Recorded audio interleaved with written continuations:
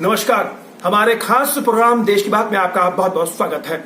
प्रधानमंत्री नरेंद्र मोदी का अचानक लेह पहुंचना सुर्खियों में है, क्योंकि वहां पर राजनाथ सिंह पहुंचने वाले थे, यानी देश के रक्षा मंत्री राजनाथ सिंह वहां पर पहुंचने वाले थे। प्रोग्राम चेंज हो चुका और वहां पर पहुंच गए सीधे मोदी। इसी विषय पर हमारे साथ बातचीत करने के लिए खास मेहमान मौजूद हैं, रिटायर्ड एयर कमांडर जेसी गोयल। इनसे बातचीत करेंगे और जानने की कोशिश करेंगे कि आखिर प्रधानमंत्री नरेंद्र मोदी का जो लेह पहुंचना है क्या कहेंगे इसको लेकर, क्योंकि ये खबर सुर्खियों में, क्योंकि प्रधानमंत्री नरेंद्र मोदी अचानक बगैर बताए वहां पहुंचे हैं। आइए से बात करते हैं। सर, आपका बहुत बहुत स्वागत है हमारे खास प्रोग्राम देश की बात में। सर, प्रधानमंत्री नरेंद्र मोदी का अचानक लेह पहुंचना क्या कहेंगे, क्या दर्शाता है? धन्यवाद। प्रधानमंत्री का अचानक ले जाना बहुत बड़ा संकेत है। सबसे पहले इसमें कई मुद्दे हैं।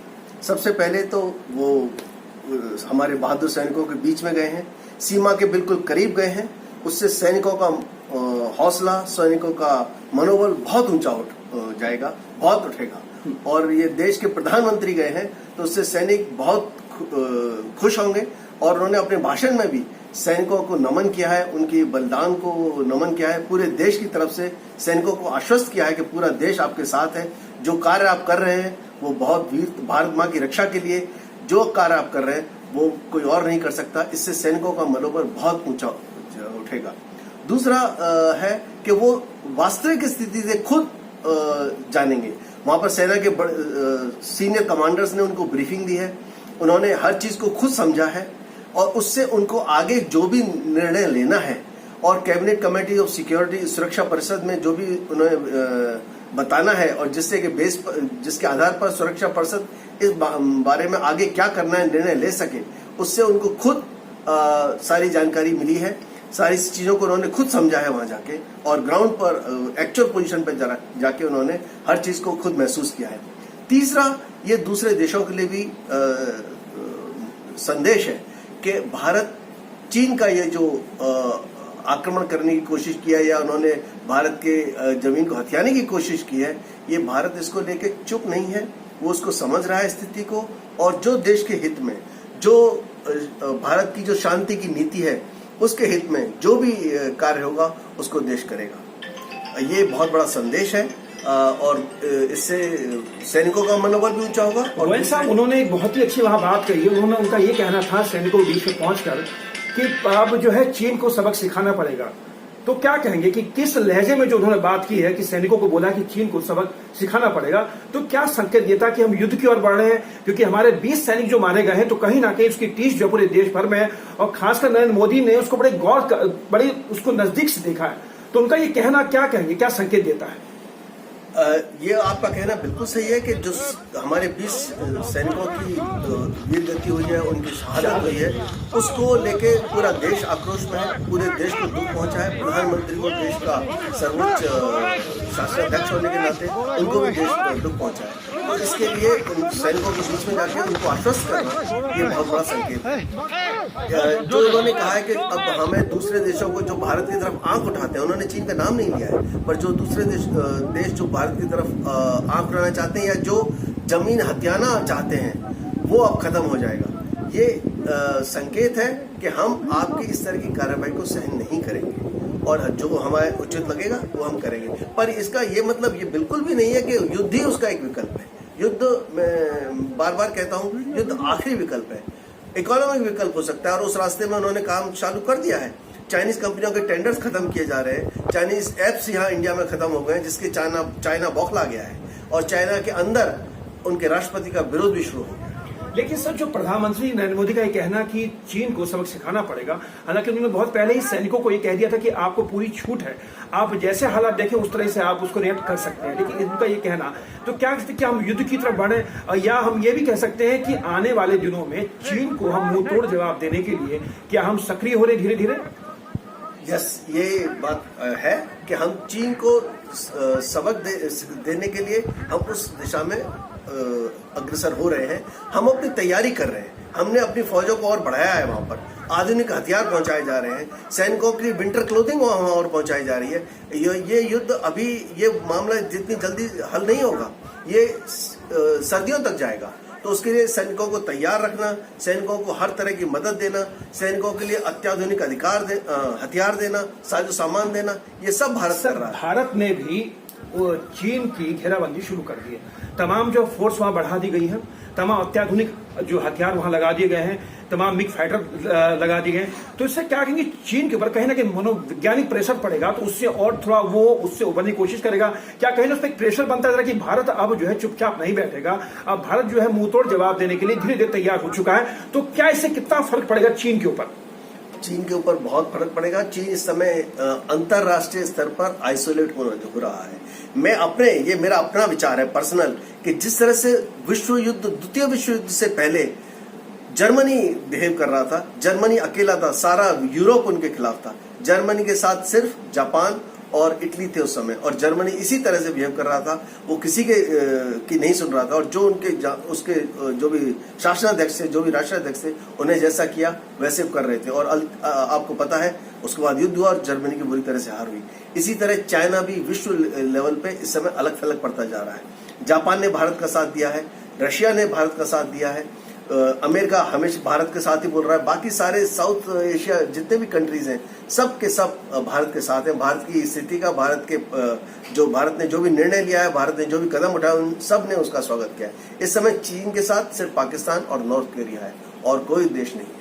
अनिल गोयल साहब, जिस तरीके से अभी जो प्रधानमंत्री नरेंद्र मोदी वहां पहुंचे हैं, उन्होंने हौसला अफजाई की वहां पे जो सैनिक थे, उसके बाद से जो तमाम जो कयास लगाए जा रहे हैं उसको लेकर कहीं ना कहीं जो अब ये बात प्रबल होने लगी है कि भारत जो है अब किसी भी मसले पर चुपचाप नहीं बैठेगा। चलिए, वो तो रहा कि सर युद्ध की स्थिति ना बने तो वही अच्छा दोनों देशों के लिए, क्योंकि युद्ध जो है अंतिम विकल्प होता है। लेकिन सर अगर हम बात करें आर्थिक मोर्चे की, तो भारत ने जो आर्थिक मोर्चे में जो घेराबंदी चीन के लिए शुरू की है, तो वो कितना घातक है चीन के लिए? चीन के लिए बहुत घातक है। चीन का व्यापार, आधे से ज्यादा व्यापार भारत के साथ है। भारत के साथ उनका, भारत में चीनी सामान का आयात ज्यादा होता है, निर्यात चीन के लिए कम है। बैलेंस ऑफ ट्रेड चीन के फेवर में। इससे चीनी कंपनियों को, चीन के प्रोडक्ट्स को, चीन की आर्थिक स्थिति को बहुत नुकसान होगा। $64 बिलियन का नुकसान इस एक 59 ऐप्स को बैन करने से हो गया है उनको। ये बहुत बड़ा, और आगे भी चीनी कंपनियों के टेंडर खत्म किए जा रहे हैं।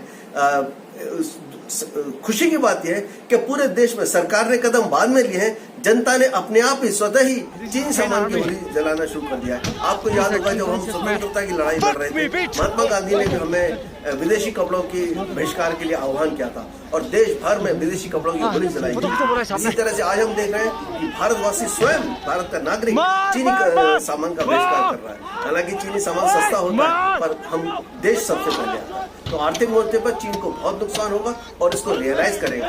चीन की जनता ही चीनी सरकार के कदमों का विरोध करेगी और चीन को वापस हटाएगी। गोयल साहब, एक जो सबसे महत्वपूर्ण सवाल ये खड़ा होता है कि आज यानी शुक्रवार को जो रक्षा मंत्री राजनाथ सिंह को ले पहुंचना था, पूरी तैयारी हो चुकी थी, पहले से घोषणा हो चुकी थी, लेकिन अचानक उनके प्रोग्राम को कैंसिल करके प्रधानमंत्री नरेंद्र मोदी का वहां जाना, क्या कहेगी मोदी की स्ट्रेटजी है? क्या कहेगी कि मोदी ने बहुत लंबी योजना बना रखी है? क्योंकि अचानक से सुबह 7 बजे वहां पहुंच गए तो उसे पूरा देश थम है कि आखिर मोदी का ये स्टेप था कि किसी को पता नहीं था, मीडिया तो किसकी जानकारी नहीं थी, लेकिन अचानक पहुंच जाना क्या दर्शाता है?